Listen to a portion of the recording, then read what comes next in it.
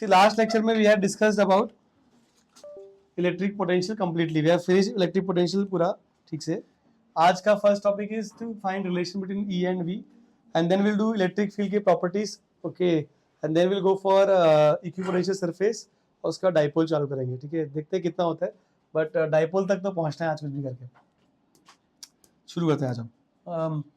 C this formula we have learned in work by energy कि force is defined as negative of potential energy gradient, isn't it? Potential energy को when we derivate with respect to distance, what do we get is force, है ना? ठीक है, तो ये force का जो फॉर्मूला है, इसका आपने पास दो फॉर्मूला है. If you remember, this is one when the force is in one dimension. अगर वन डायमेंशनल फोर्स है तो ये फॉर्मूला सही है, मतलब आई कैप में एक्ट कर रहा है, जे कैप में एक्ट कर रहा है, एक ही डायमेंशन में है. तो अगर मल्टी डायमेंशनल फोर्स है तो we use this formula W by W X I cap, W by W Y J cap. तो दिस इज फॉर क्या बोलते हैं, you know, more than multi dimensional बोलते हैं इसको, multi dimensional force.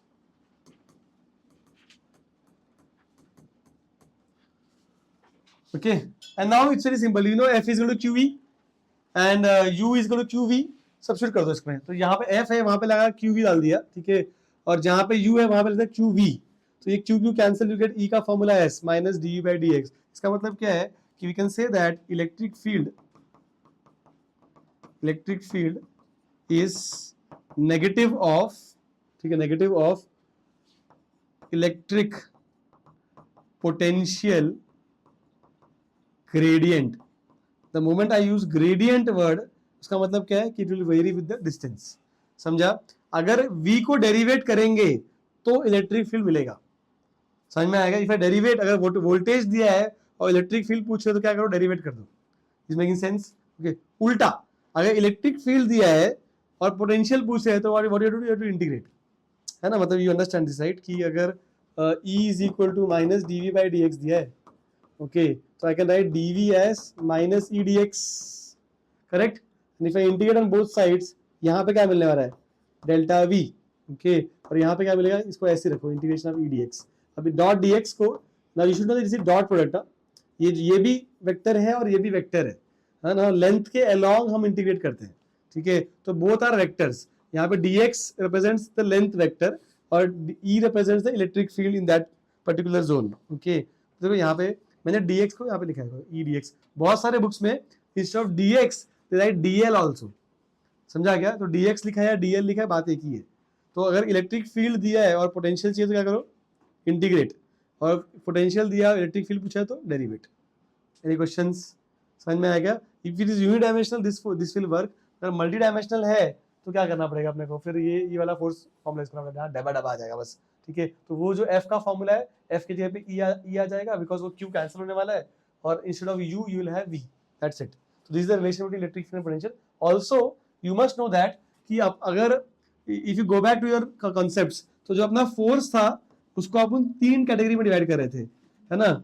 Actually conservative force है अगर, तो तीन कैटेगरी में पॉसिबल है वो, या तो ये फॉर्मेट था, या तो ये फॉर्मेट था, तो पीडीएफ था, राइट?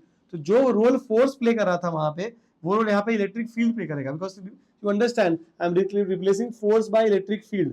समझा? तो यहाँ जैसे डिफरेंट टाइप ऑफ फोर्सेस थे अपने पास, वैसे different types of electric field होंगे. समझ में आया? ठीक है, देखो अगर फोर्स कंजर्वेटिव है तो उसका वर्क डन या पोटेंशियल एनर्जी डिफाइंड है, बरोबर?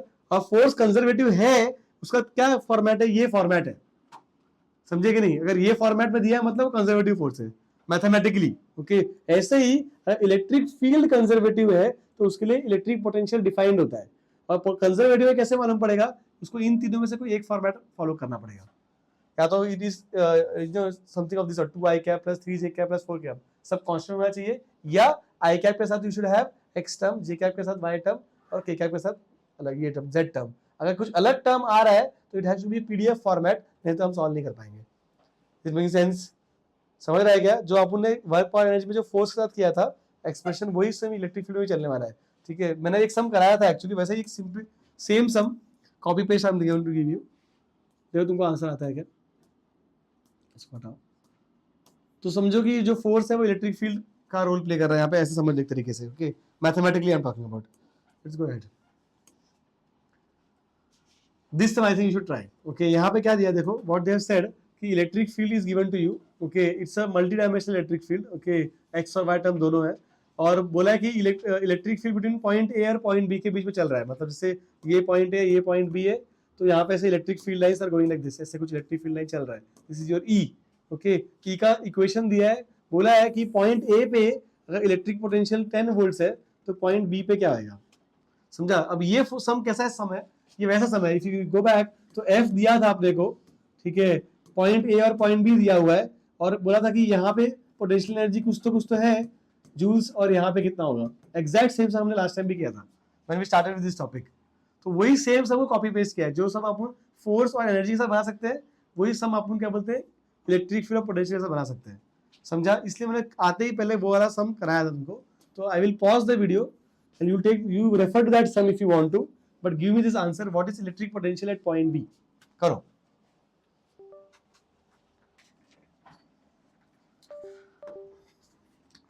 So the simple problem, see, we have been asked potential. So we know that delta V will be equal to minus integration of E dot dl. I'll just put dl for a generic term. Okay, so this part I know, it will be VA minus VB is equal to integration of E dot dl. And now how do I find this? The way to find this would be we integrate x term, sorry, I cap term with dx, and we integrate j cap term with dy, isn't it? Okay, but the problem is कि ये integration हम कर नहीं सकते है ना, क्योंकि variables y variable भी आ गया है. तो before we declare that this is a non-conservative field, we should check for PDF check. How do we check for PDF? Partial integration करेंगे. तो we'll just partially integrate this term. So I'll get 3y square outside. Integration of x square will be x cube by 3. So I get y square x cube. And look at this term, उसको भी partially integrate करो. तो 2x square y dy. ये x square नहीं है, x cube है, sorry, my bad. This is x cube, right? X cube divides, this will be 2 will go out, x cube will go out because partial integration. Okay, y dy का integration will be y square by 2. This will get cancelled. I get the same term. The same term को भी take as k. So it will be x cube y square, and then I just find k final minus k initial. K final की value क्या हो जाएगी? K final मतलब you look at the values is 3 and 1. ठीक है, तो 1 cube into 3 9 है ना, बराबर ना. x की वैल्यू क्या है? x का value is 1 here and oh sorry my bad, sorry 2 and 3 ना, sorry 2 and 3.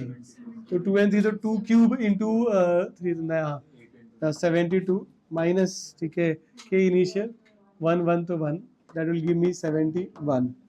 Let's put that value here. So we have 10 minus VB is equal to 71. So VB will be equal to 10 minus 71 minus 61 volts. समझा क्या? That's the answer.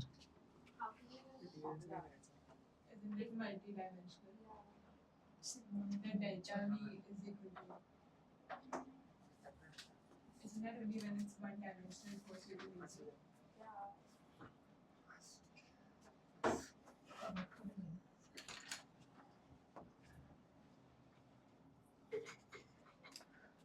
क्या बोल रहे हो? How are you using that formula? Is it only for one-dimensional forces? And here you have I cap and J cap.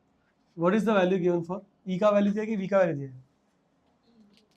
अच्छा, वहाँ पे derivative क्या हो रहा है? E हो रहा है कि V हो रहा है? I have to find E from V or V from E.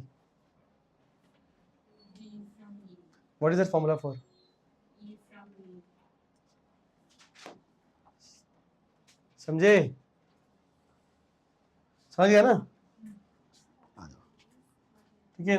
2 more questions for you. I'll pause the video. It is very simple. I'm taking it from work fire energy. तुमको ये answer आ जाएगा आराम से. Question number 1. They have given a graph of V versus X. तो वहां पे हमने वर्क fire energy में U versus X किया था. मैं V versus X graph, potential versus X.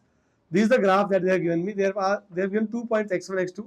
They are asking कि what can you say about electric field x1 x2, electric field के बारे में क्या बोल सकते हो तुम at point x1 x2? Okay, what you can comment about electric मतलब पॉजिटिव नेगेटिव क्या बोल सकते हो बताओ. Okay, second question is this कि देयर सेड सेम क्वेश्चन जो अभी जो किया वैसे ही कुछ क्वेश्चन है, बट अभी ग्राफिकल क्वेश्चन पूछा है. बोला है कि ओरिजिन पे potential is 10, what is the potential at 4? तो ओरिजिन का पोटेंशियल दिया हुआ है, देयर आस्किंग यू 4 x = 4 पे क्या रहेगा. कोई पोटेंशियल जैसा पीछे किया वहां पे इक्वेशन से सॉल्व किया था, यहाँ पे ग्राफ से करना है. ओके, तो ओरिजिन में potential is given to you, you have to get potential at 4. करो.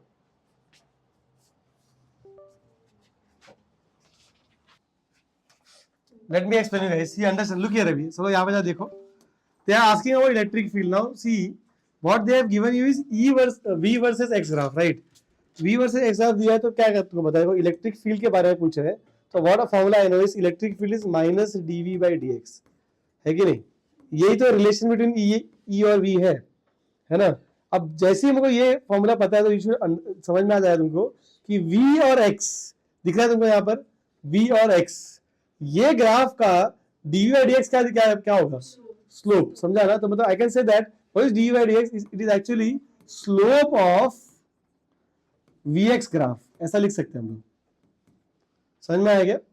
If you have Vx graph and you get the slope, what is that will be obviously dV by dx. तो slope का formula dV by dx होता है, right?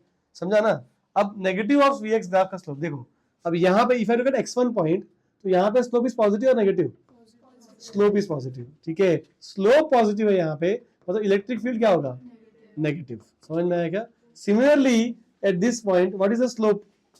Slope is negative because obtuse angle. तो I can say that कि electric field will B positive. समझ में आया क्या? ठीक है, ओके, समझा? इलेक्ट्रिक फील्ड पॉजिटिव मतलब रिपल्सिव, ठीक है, और नेगेटिव मतलब attractive in nature. Is making sense? समझ में आया क्या? फॉर्मूला देखो, तुमको अपने आप समझ में आ जाएगा ग्राफ से क्या निकालना है. सेम यहाँ पे देख लो, इधर पे क्या किया है? E और X का ग्राफ दिया है और इन्फॉर्मेशन V का मांगा है. तो आई नो दैट कि इफ दे गिव मी, जैसे यही same formula, okay, if they give me E and they ask me V, तो I know the formula will be delta V will be minus integration of E dot dx. Correct? ठीक है. Now what is this? जैसे dV by dx represents slope, integration represents area under the curve. तो can we say that इसको ऐसे लिख सकते हैं, minus of area under कौन सा कर्व? EX curve. ठीक है, तो EX कर्व. समझा क्या?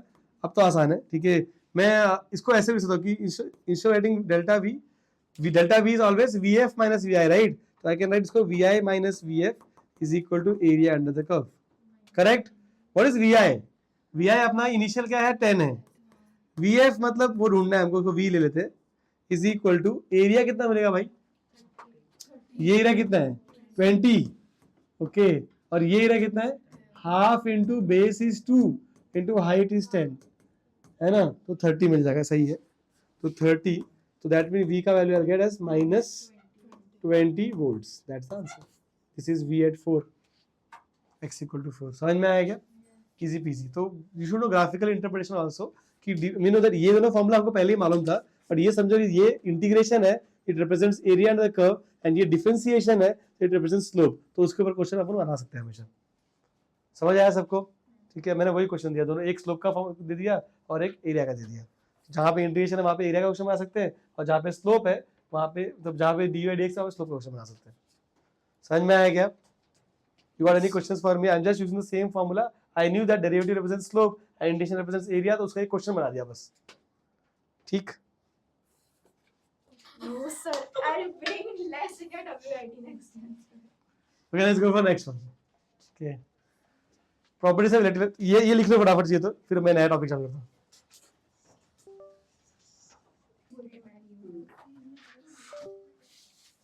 See, so we have learned अभी ना, हमने बहुत सारे सम सॉल्व कर लिया without you know imagining electric field. Okay, तो कभी कभी क्या होता है ना कि कोई सम्स बहुत आसान हो जाते हैं if you know how electric field lines are in the space. Okay, तो we know electric field is area of influence, right? जैसे एक चार्ज रखा है, उसके पास में कोई और चार्ज ला रहे हैं, तो हम बोले थे कि इसको अगर फोर्स एक्सपीरियंस हुआ तो ये इसके एरिया ऑफ इन्फ्लुएंस में है या इलेक्ट्रिक फील्ड में, इजंट इट?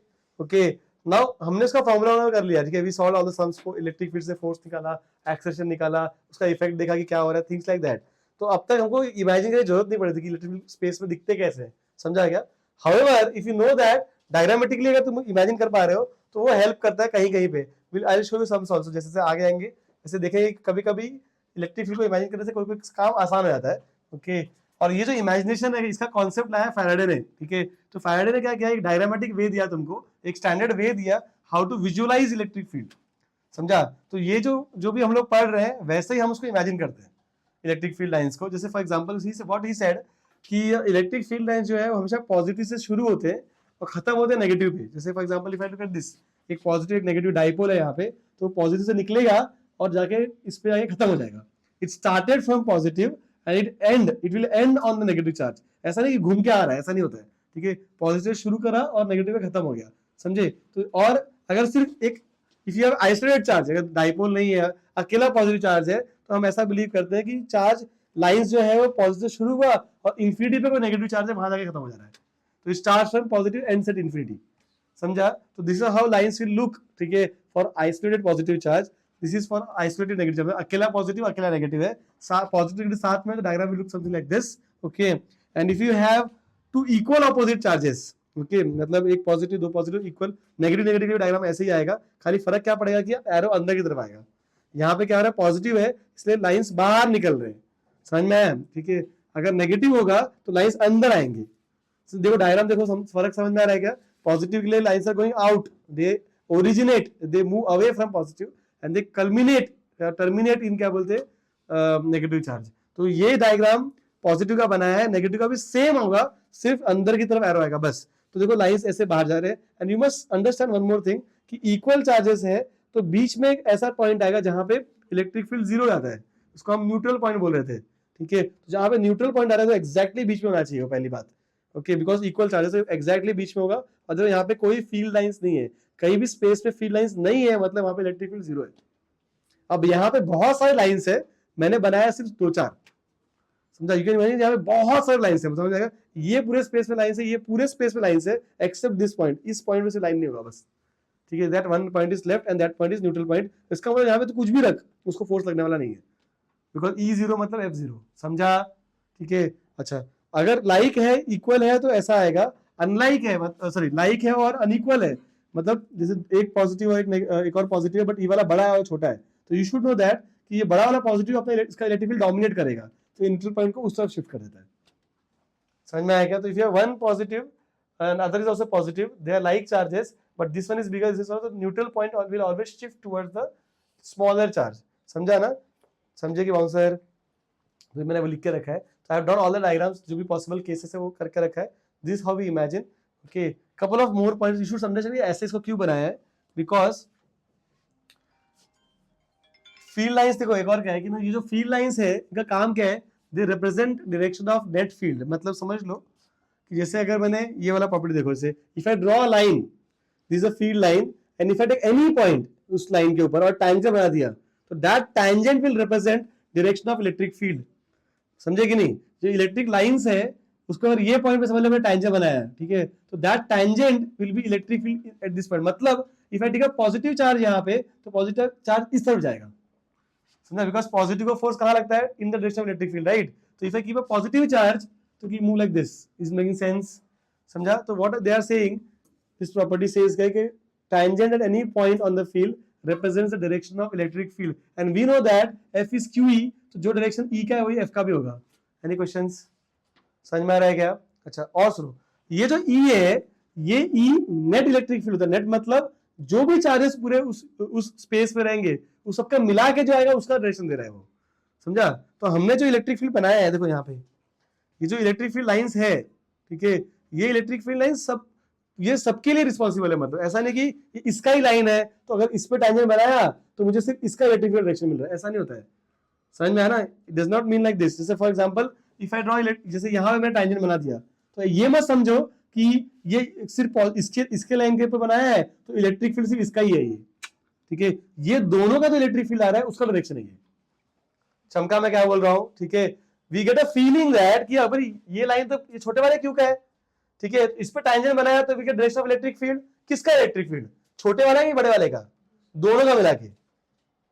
समझा. तो इलेक्ट्रिक फील्ड ने टैंजेंट बनाया तो you get direction of net electric field at that point.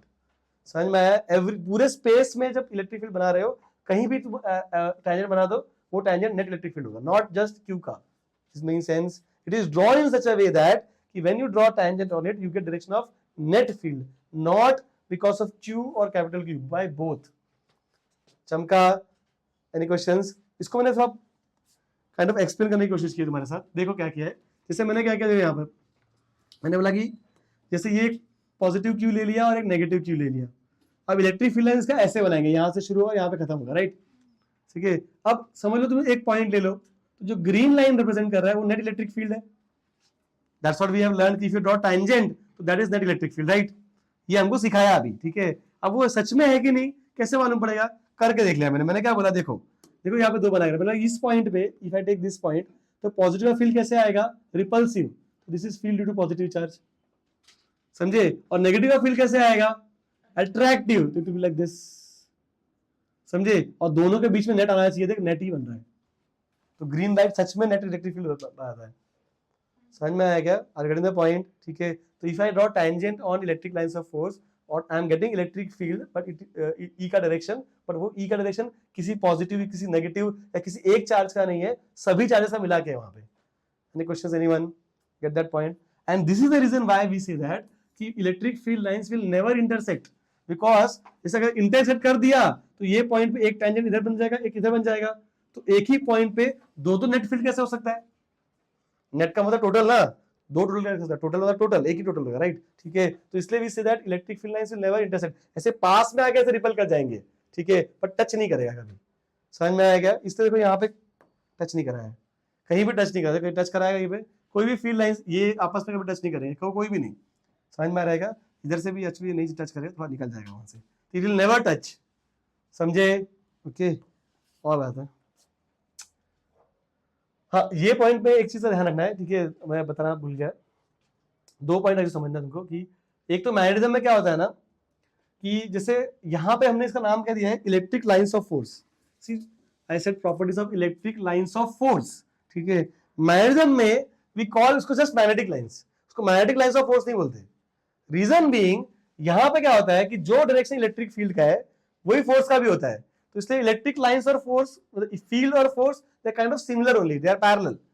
Magnetism में ऐसा नहीं है. इफ यू गो बैक, मैं तुमको मॉडर्न में फॉर्मूला लिखाया था F = QEB, ठीक है. उससे क्या समझ में आता है कि जो मैग्नेटिक फोर्स है it's a cross product, right? तो क्रॉस प्रोडक्ट का answer is always perpendicular to both V and B. तो जो F जो रहेगा मैग्नेटिज्म वाला, वो हमेशा B को परपेंडिकुलर होगा, सेम डायरेक्शन में नहीं होने वाला है. समझा? तो जो B का डायरेक्शन है और जो F का डायरेक्शन है मैग्नेटिज्म में अलग अलग होता है. समझे कि नहीं? In magnetism, magnetic field and magnetic force, they don't have the same direction, they are actually perpendicular to each other. ठीक है. तो if you know direction of B, that does not mean you know direction of F also. समझे? इसलिए वहां पे हम बोलते हैं मैग्नेटिक लाइंस, फोर्स नहीं बोलते. तुमको सिर्फ B का डायरेक्शन पता है, F का डायरेक्शन पता नहीं है, बट यहाँ पे E और F दोनों पता है. चमका? तो मैग्नेटिक लाइंस से पढ़ोगे तो वहां पे मैग्नेटिक लाइंस ऑफ फोर्स नहीं बोलना है, सिर्फ मैग्नेटिक लाइंस बोलना है. यहाँ पे बोल सकते हो, ठीक? ओके.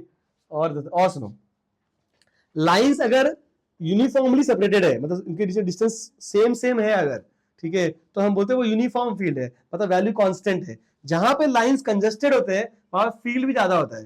जैसे यहाँ पे देखो, if you see positive charge है, यहाँ पे देखो लाइंस आर क्लोजर, ये डिस्टेंस कम है और ये डिस्टेंस ज्यादा है, इजंट इट? ठीक है. तो ये जोन में I can see, if I take a point A here and take a point B here, I can say that electric field is higher at A and lower at B. समझा? जहां पे lines denser है पास में, वहां field ज्यादा होता है, जहां पे दूर होते हैं वहां पे फील्ड कम होता है. समझा? डेंसर द फील्ड लाइंस, ठीक है, मतलब वहां पे इलेक्ट्रिक फील्ड ज्यादा होगा. समझा? तो I said electric field is higher where lines are denser. Is making sense? समझ में आएगा?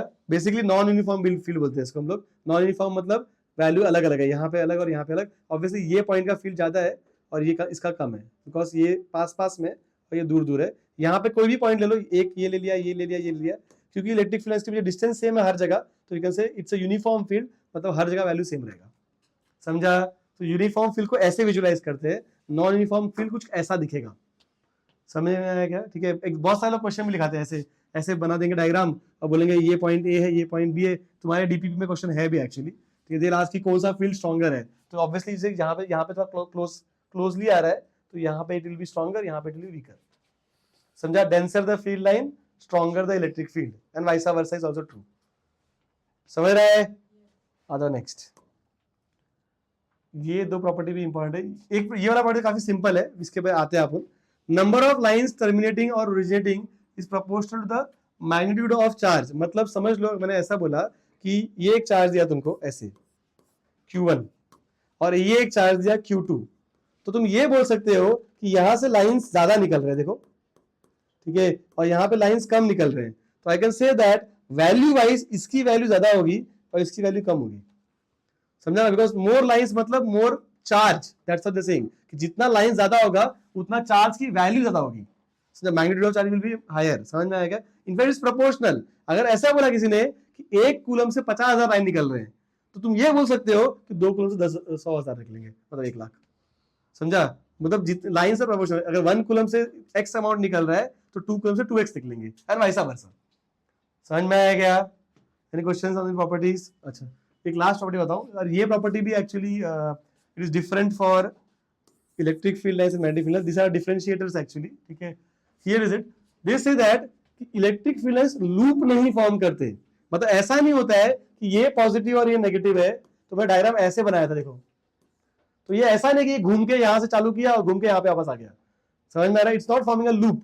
ये यहां से शुरू हुआ, यहाँ पे खत्म हुआ, फिर दूसरा लाइन यहां से शुरू हुआ और यहाँ पे चल रहा है। समझा? They never form loop. Reason being, I tell you, हमने क्या पढ़ा है कि इलेक्ट्रिक फोर्स जो है वो कंजर्वेटिव फोर्स है, ठीक है। कंजर्वेटिव फोर्स से work done in round trip क्या होता है? 0। अच्छा, अब देखो, अब वो कैसे वॉल्यूट है, देखो, इमेजिन, वैसे इमेजिन, लेट्स से लूप बना रहा है, लेट्स से यहाँ से शुरू किया और एक लूप बना के एक लाइन बन गया यहाँ पे और ऐसे चल रहा है, ठीक है। अब मुझे पता है कि if I take a small displacement ds here, तो डिस्प्लेसमेंट उस तरफ लिया है, छोटा सा डिस्प्लेसमेंट, वेरी स्मॉल डिस्प्लेसमेंट, तो जिस तरफ फील्ड लाइन है उस तरफ फोर्स भी रहेगा, ठीक है। तो फोर्स और ds दे हैव 0 एंगल यहाँ पे। तो जब मैं वर्क निकालूंगा तो मुझे कुछ तो वर्क मिल जाएगा, इट विल नॉट 0 तो नहीं होगा, तो एंगल बिटवीन देम इज 0, तो वी से f ds cos 0, तो f ds put the values, will get some non zero value, कुछ तो वैल्यू मिलेगा। समझ में आ रहा है क्या? अब देख, यहाँ पे कुछ तो वैल्यू मिला, थोड़ा और चलूंगा तो थोड़ा भी कुछ वैल्यू मिलेगा, तो अगेन यहाँ पे f और ds सेम डायरेक्शन में, यहाँ पे भी same f ds same direction में। ऐसे when I am travelling on this loop the work gets added, हर work positive positive positive positive. जैसे फॉर एग्जांपल ये 10 है तो +10 +10 +10 +10 +10 +10 ऐसे ऐड होते होते होते होते, जैसे ही मैं यहाँ पर आऊंगा, ठीक है, तो ऐड करके आया पूरा, तो answer will not be 0, it will be addition of everything, कहीं सब्ट्रैक्ट तो हुआ ही नहीं, ठीक है। तो पूरा घूम के आए तो वर्क डन क्या मिला? नॉन जीरो मिला, 0 नहीं मिला, बिकॉज ये पूरे पाथ में ऐसा कभी हुआ ही नहीं कि मेरा सब्ट्रैक्शन हो। Is making sense? ठीक है, तो इसलिए बोलते हैं कि लूप, अगर लूप बन गया तो work done in round trip will not be 0 and that will violate the definition of conservative. समझा? इसलिए हम बोलते लूप बनता ही नहीं है, शुरू हुआ खत्म हुआ, शुरू हुआ खत्म हुआ, ऐसा हो रहा है। Is making sense? समझा ये प्रॉपर्टीज? और इसके ऊपर हम समझ से बना सकते हैं, पहले ये प्रॉपर्टी लिख लो फिर सम पे आते हैं।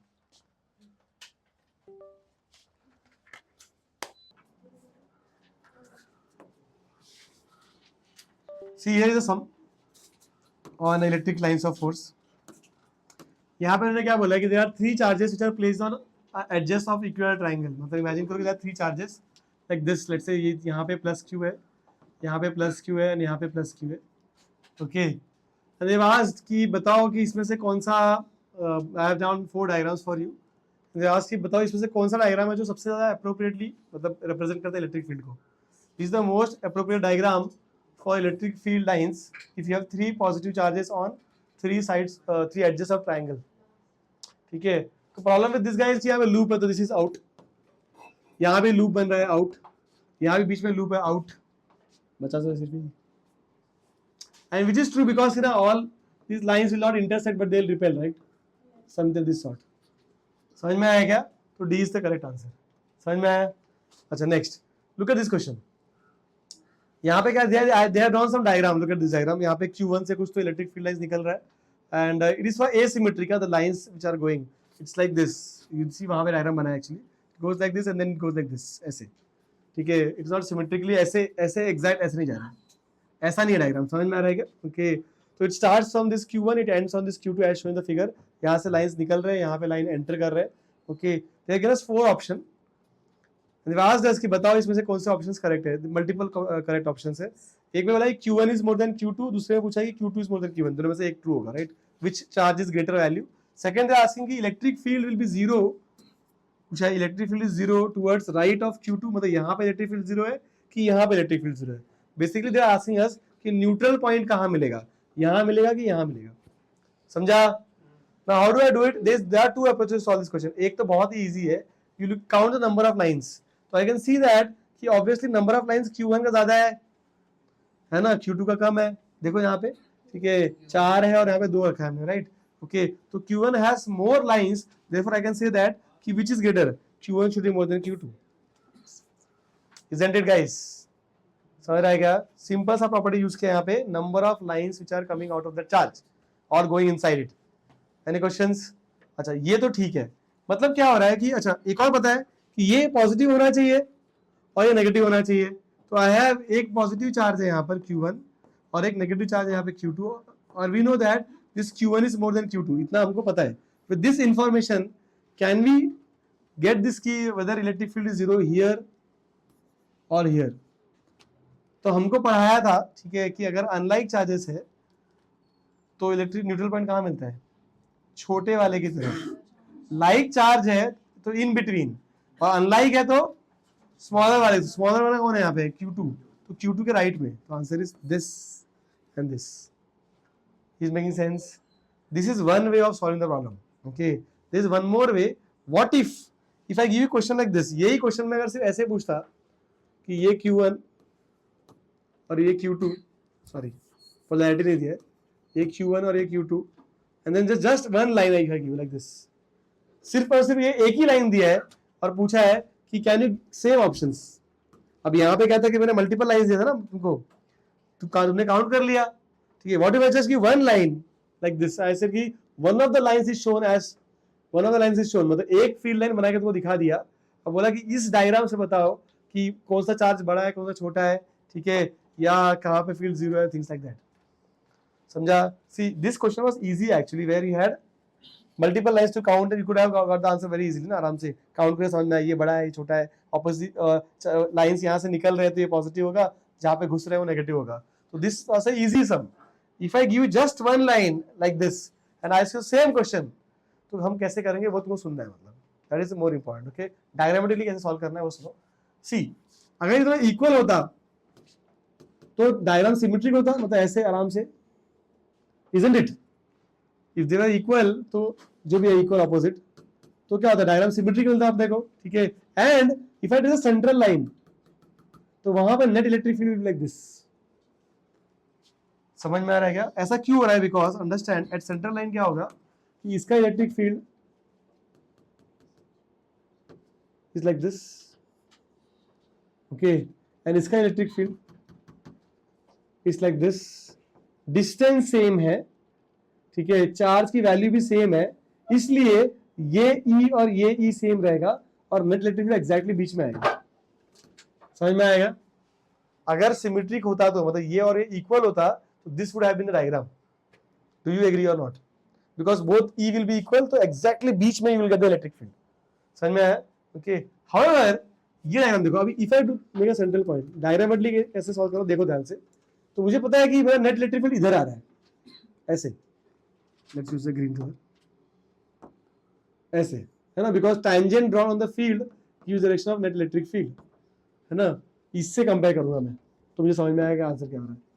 अच्छा, अभी भी वो रूल तो सच है, ठीक है, दैट इज फॉर ट्रू. इसका फील्ड तो ऐसे आने वाला है और इसका फील्ड तो ऐसे आने वाला है, बराबर. क्योंकि नेगेटिव इज अट्रैक्टिव, बिकॉज ये नेगेटिव इतना तो मालूम है, तो लाइन घुस रहा है, और ये पॉजिटिव ये भी मालूम है बिकॉज यहाँ से लाइन निकल रहा है, ठीक है. एक लाइन से इतना तो बता सकते हैं हम लोग, बट यही पता है कि यहाँ पे फील्ड इसका अट्रैक्टिव होगा, इसका रिपल्सिव होगा. अब देखो, यू अंडरस्टैंड कि अगर ये रिजल्टेंट जो था इनिशियली बीच में, अगर इक्वल होगा रिजल्टेंट बीच में आता, बट अपना रिजल्टेंट जो है वो स्लाइटली इधर है ना. रिजल्टेंट दैट वी हैव अपने डायग्राम में क्या हो रहा है कि अपना नेट इलेक्ट्रिक फील्ड है वो बीच में नहीं है, वो थोड़ा इस तरफ है, मतलब इसके पास, इस वाले फील्ड के पास इधर है. डायग्राम समझ में आ रहा है क्या? बीच में तो नहीं है. किसकी तरफ जा रहा है वो जा रहा है इसके पास. मतलब जिसके पास resultant will always move towards the greater vector. समझा? तो I can say that if this is E positive and this is E negative, तो आई नो दैट कि E पॉजिटिव का जो वैल्यू है it is greater as compare to E negative. समझ में आया क्या? For the same distance, distance दोनों सेम ही है, ठीक है। अगर E बड़ा है, E का फॉर्मूला क्या होता है, KQ/R², R सेम है और E बड़ा है मतलब Q बड़ा होगा, therefore I can say that Q1 is more than Q2। समझा? तो ये जो जजमेंट है आपने Q1 is more than Q2, we have not got by counting the lines, we have just got by the diagrammatic view। समझ में आ रहा है क्या? ये एक और तरीका है एनालिसिस करने का। तो सिर्फ डायग्राम भी दिया, ठीक है, तो तुमको आंसर आना चाहिए। नीट वाले बच्चे ध्यान से देखो, मतलब ऐसा क्वेश्चन आने का चांसेस हो सकता है। जस्ट वन लाइन से भी आंसर मिल सकता है कि लाइन जहां से शुरू हो रहा है obviously that will be positive, जहां पे खत्म हो रहा है ऑब्वियसली दैट विल नेगेटिव, ये हम मेक आउट कर सकते हैं। सेकेंडली, अभी ऐसे दिया है तो समझ में आ रहा है कि जो नेट इलेक्ट्रिक फील्ड है बीच में वो थोड़ा इसकी तरफ जा रहा है, इसके जा रहा है मतलब ये वाला स्ट्रॉन्गर है, खत्म। अब पता है कि अनलाइक चार्ज है, स्ट्रॉन्गर है, तो इलेक्ट्रिक फील्ड भी वीकर, जो वीकर है चार्ज है उसके पास रहता है, जीरो। समझ में आया? Any questions anyone? फटाफट नोट करो इसको।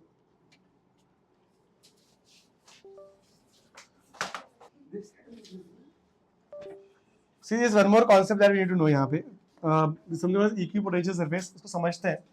Imagine a situation जहाँ पे we have a uniform electric field, जैसे ये जो E नॉट लिखा है मतलब एक इलेक्ट्रिक फील्ड चल रहा है यहाँ पे, equally spaced है, यूनिफॉर्म इलेक्ट्रिक फील्ड है, and what I'm doing is I'm taking 2 points यहाँ पे A and B, जिसके बीच में डिस्टेंस कुछ D है, okay, and let's say I'm traveling from A से B, मैं ऐसे A से B जा रहा हूँ मतलब, okay, so that displacement vector is like this, इस तरफ, समझे ना? मतलब तो डिस्प्लेसमेंट वेक्टर जो बना रहे हैं हम ए से बी जा रहे हैं, displacement vector will point like this, A से बी पॉइंट करेगा राइट में, ठीक है। इलेक्ट्रिक फील्ड और डिस्प्लेसमेंट वेक्टर दोनों का डायरेक्शन सेम ही है, तो उनके बीच में एंगल आएगा zero. And you understand if I am trying to get you know this formula, right, delta V minus E dot D L, है ना, हमने अभी यही फॉर्मूला यूज किया है, ओके। डेल्टा वी को मैंने क्या किया कि ये माइनस हमने इधर ले लिया है, ओके। तो delta V is always final minus initial, तो ideally I should write V B minus V A, I am taking minus इस तरफ, तो बन गया वो V A minus V B. समझ आया क्या? तो V A minus V B I am getting as integration of E dot D L, okay. Now what is the angle between E and D L, D L भी इस तरफ, ई भी इस तरफ, तो एंगल होगा जीरो, समझा? तो इसलिए इसको ई डी एल लिख दिया। एक्चुअली यहाँ पता E D L cos theta, cos zero is 1, इसलिए वो कॉस थीटा वाला टर्म नहीं आएगा। समझ में आया? ओके। नाउ इलेक्ट्रिक फील्ड तो कांस्टेंट है, तो उसको बाहर निकाला, इंटीग्रेशन ऑफ डी एल क्या मिलेगा, it will be the entire distance D. समझे? अब ये इसलिए करा है ये बताने के लिए कि तुम वो समझो, मुझे VA माइनस VB का आंसर क्या आ रहा है, पॉजिटिव आ रहा है, it means VA is more then VB। समझ में आ रहा है क्या? इसका मतलब क्या है कि इन दोनों का पोटेंशियल अगर कंपेयर करते हैं तो हायर पोटेंशियल कौन है और लोअर पोटेंशियल कौन है, और इलेक्ट्रिक फील्ड कहां से कहां पॉइंट कर रहा है, that is what I wanted to tell you, ठीक है। कि in electric field, electric potential और इलेक्ट्रिक कंपेयर करते हैं, ठीक है, तो हम लोग को ये समझ में आता है कि इलेक्ट्रिक फील्ड हमेशा हायर से लोअर की तरफ पॉइंट करता है। ये हमने मैथमेटिकली प्रूव किया बस कि VA माइनस VB निकाला तो आंसर पॉजिटिव आया, which tells me that VA is more than VB, electric field is going from A to B, so that's why electric field flows from higher potential to lower potential, simple सा logic. अगर बोलता ये 10 volt है और ये 6 volt है तो electric field ऐसे ही जाएगा, उल्टा नहीं जाएगा। समझ में आया क्या? Understand this property of electric field कि इलेक्ट्रिक फील्ड क्या है, हमेशा हायर पोटेंशियल से लोअर पोटेंशियल ही जाता है। Any questions here? अच्छा, अब ये पॉइंट अगर समझ में आ गया, एक और समझो, जैसे अब डन सम सम्स आल्सो, यहाँ पे जैसे कुछ सम्स पूछ रहे थे लोग। एक सिंपल सा सम हमने लिया यहाँ पर, बोला कि एक ट्रायंगल बना के रखा है, इलेक्ट्रिक फील्ड ई नॉट है, इंस्टेड ऑफ दैट मैंने 2 पॉइंट लिया था यहाँ पर ए और B, I am taking one more point C. बोला इक्विलैटरल ट्रायंगल है तो 60-60 सब एंगल है, ओके। और ऐसे क्वेश्चन पूछा तुमको कि VBC बताओ या VAC बताओ या VBA बताओ, अगर ऐसा क्वेश्चन पूछते हैं तो मैंने 3 क्वेश्चन दिया यहाँ पे, एक मैंने शायद सॉल्व किया यहाँ पर, बाकी तुम लोग खुद ट्राई करोगे, होमवर्क है, ठीक है। तो क्वेश्चन का मैंने कौन सा सॉल्व किया, VB माइनस VC, चलो वो कर लेते हैं। तो VBC उसका मतलब क्या होता है कि you have to find VB minus VC, समझा ना? VAB लिखा मतलब VA माइनस VB, यहाँ पे सेम टर्म होता है मतलब। तो अगर VBA लिखा है मतलब I am asking you VB minus VA, और VBC बोला मतलब VB माइनस VC, मतलब B से C जा रहे हैं हम लोग, समझे? अब देखो फॉर्मूला तो वही है जो आपने लिखा था, मतलब कि delta V is integral E dot DL, since E is constant will take this out and this integral DL will become D। D क्या है, वो जो 2 पॉइंट के जो निकाल रहे हो उन दोनों पॉइंट का डिस्टेंस होना चाहिए वो, समझा? जैसे if I am doing VI minus VF as E dot D, ये अगर हम लिख रहे हैं तो D क्या है, इन इनिशियल और फाइनल पॉइंट के बीच का डिस्टेंस है वो। समझ में आया क्या? समझे ना? मतलब जो ये E कांस्टेंट बाहर आएगा तो विल इंटीग्रेट DL, तो what you get distance between these 2 points जिसके बीच में पोटेंशियल निकाल रहे हो। तो यहाँ पे क्या लिखूंगा मैं, VB माइनस VC चाहिए मेरे को अगर, तो VB minus VC, look at the points, this is my B and this is my C, ठीक है, VB minus VC I want, तो it will be equal to E which is E not for us, तो यहाँ पे मुझे E not लिखना चाहिए, okay, and then D is this distance, है ना, इनका बीच का डिस्टेंस, आई टोल्ड यू ना कि D is the distance in initial final point, तो this distance I will put which is A, तो आई पुट A यहाँ पे, एंड लास्टली डॉट प्रोडक्ट है तो cos भी आएगा, ठीक है, cos of angle between E and D, अब इलेक्ट्रिक फील्ड ऐसे जा रहा है और तुम जा रहे हो ऐसे, ठीक है, तो ये एंगल चाहिए व्हिच इज 120, समझ में आया, ये ऐसे बनाया भी है मैंने यहाँ पे, तो you have cos 120 which is minus half, तो you get the answer as this, तो नेगेटिव आ रहा है ना, मतलब क्या है, कौन बड़ा है यहाँ पे, C बड़ा है, समझ में आया ना, ठीक है, C बड़ा है कि C बड़ा है, C बड़ा है, ठीक है, समझ में आया क्या, मेरे क्वेश्चंस यहाँ पर, ठीक है, तो ये ऐसे सब अगर पूछते तो आना चाहिए, बाकी दो तुम ट्राई करोगे, नेक्स्ट क्लास में डिस्कस करेंगे अपन, A, C और B, कैसे क्या समझ में आया ये वाला, इस वेरी सिंपल, जो भी दो पॉइंट का चाहिए तेरे को, ठीक है, इलेक्ट्रिक फील्ड डॉट उनके बीच का डिस्टेंस और फिर cos of the angle between them, तो if you are going B to C, तो मेरा इलेक्ट्रिक फील्ड यहाँ पे था, BC वाज लाइक दिस, तो इसलिए आई टुक द एंगल एज 120, समझ में आया, this is BC, this is, अभी AC देखो, अभी AB होता तो AB ऐसे ही जा रहा है और इलेक्ट्रिक फील्ड भी ऐसा ही, तो एंगल कितना होगा बीच में, 0, अभी AC है और इलेक्ट्रिक फील्ड बोला है तो फिर 60 होगा, समझा, तो टू सी की डिस्टेंस और E वेक्टर में एंगल क्या है, समझ में आया, it's a very simple concept, I think you can do it, okay, एक और सम बता रहा हूं, ये थोड़ा कॉम्प्लिकेटेड सम है, ओके, इसमें क्या बोला है कि इनिशियली ये सब दिया नहीं था, मतलब मैं just remove all of this and the original question was this, कि बोला इलेक्ट्रिक फील्ड लाइंस ऐसे जा रहे हैं, मतलब ये येलो लाइंस है electric field lines, equally spaced है, मतलब यूनिफॉर्म फील्ड है, ऐसा बताया आपने को, ओके, ई नॉट वैल्यू दिया है, और बोला कि एक्स एक्सिस से ये लाइंस ऐसे 45 डिग्री बना के चल रहे हैं, ओके, दैट एंड देन देखिए रैंडम 2 पॉइंट्स, दो पॉइंट दे दिया यहाँ पे, बोला ये पॉइंट ए है विच इज सब 1,2 और ये पॉइंट बी है which is 4,6, you get me the value of potential difference between them, अब यहाँ पे तो आसान था यार, मतलब एंगल डिस्प्लेसमेंट वेक्टर भी निकाल पा रहे थे और एंगल निकाल पा रहे थे, इधर थोड़ा कॉम्प्लिकेट आता है, थोड़ा मेसी हो जाता है एक्चुअली, यहाँ पे कैसे किया इसने, तो I have done 2 method, one I have used vector method और यहाँ वेक्टर ही है बट थोड़ा एंगल निकाल के किया है, पहले तो क्या किया मैंने, पहले तो कि ये एक्स एक्सिस तुम रेफरेंस ले लो, with reference of this X axis electric field is going like this,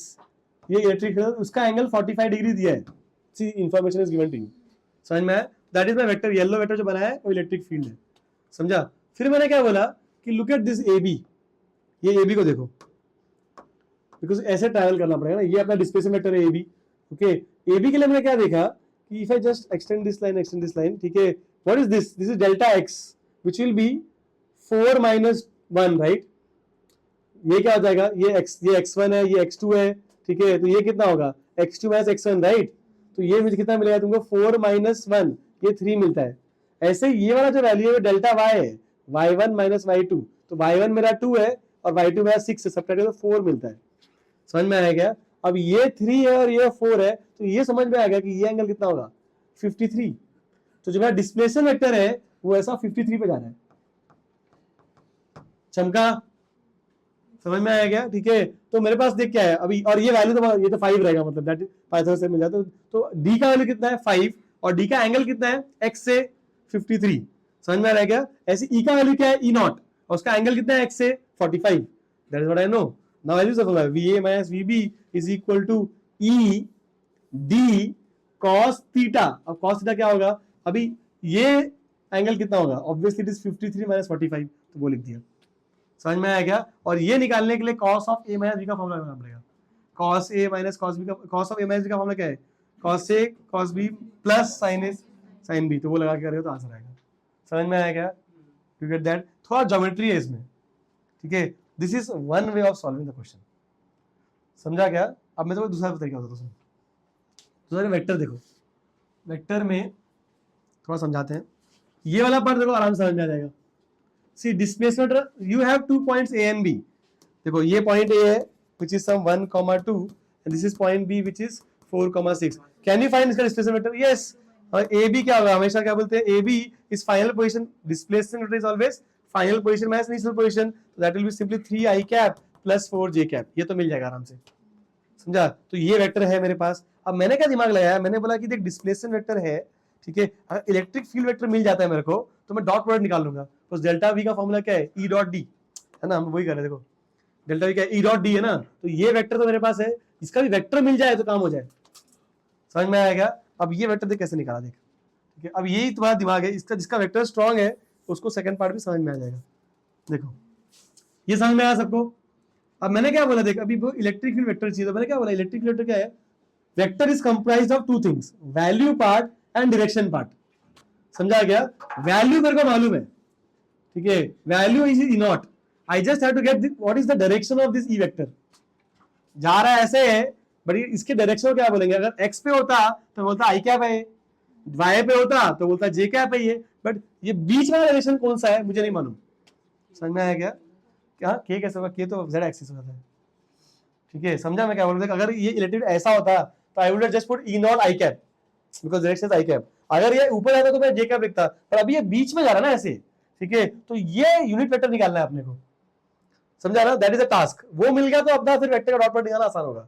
कैसे निकाला, देख मैंने क्या बोला कि देख ये इलेक्ट्रिक फील्ड एग्जैक्टली बीच में, बिकॉज 45 डिग्री उसने दिया है, तो ये एग्जैक्ट बीच में। तो मैंने बोला ऐसा वेक्टर ऐसे बना सकते, देखो if I have one vector I cap और वन वेक्टर जे कैप, इनका रिजल्टेंट तो एग्जैक्टली बीच में जाएगा, वन और वन तो बीच में रहेगा ना, मतलब ये भी वन ये भी वन, तो एग्जैक्टली बीच में जाएगा। तो ये वाला वेक्टर क्या होगा, it will be i cap plus j cap. समझा? This is the vector. अगर मुझे ये डायरेक्शन चाहिए तो डिवाइड बाय मैग्नीट्यूड कर दो, ठीक है, तो ये डायरेक्शन क्या होगा, इट विल बी दिस √2। अगर द पॉइंट, तो आई क्रिएटेड अ वेक्टर और उसका डायरेक्शन कैसे निकाला, बोला कि देखो एग्जैक्ट बीच वाला वेक्टर है तो ये भी आई होना चाहिए और ये भी जे, इसका वैल्यू भी 1 और इसका वैल्यू भी 1, ऐसे वेक्टर का रिजल्ट एग्जैक्टली बीच में ही आता है। तो this vector will be i cap plus j cap, इन दोनों का resultant. But I don't want the vector, I want direction. तो how do you get unit vector, remember a cap is vector upon its value, तो vector is i cap plus j cap, value क्या है इसका, √(1² + 1²) √2। समझा? तो I got e cap का value as this. समझ में कैसे निकाला ई कैप? ठीक है, ये प्योर वेक्टर्स है, मतलब प्योर वेक्टर्स, ठीक है। तो ये ई कैप मिल गया, फिर डॉट प्रोडक्ट निकालो, आंसर आ जाएगा। डॉट सिंपल है, जस्ट क्या बोलते हैं, you have to do a1 a2 plus a1 a2 b1 b2 c1 c2, right. तो a1 a2 कर लिया और प्लस b1 b2 कर लो, आंसर आ जाएगा। समझ में है? आंसर दोनों से सेम ही आने वाला है, सॉल्व करके देख लो आराम से, इज मेकिंग सेंस? ठीक है, any questions till this step? That's it for the day. Notes I send it to you.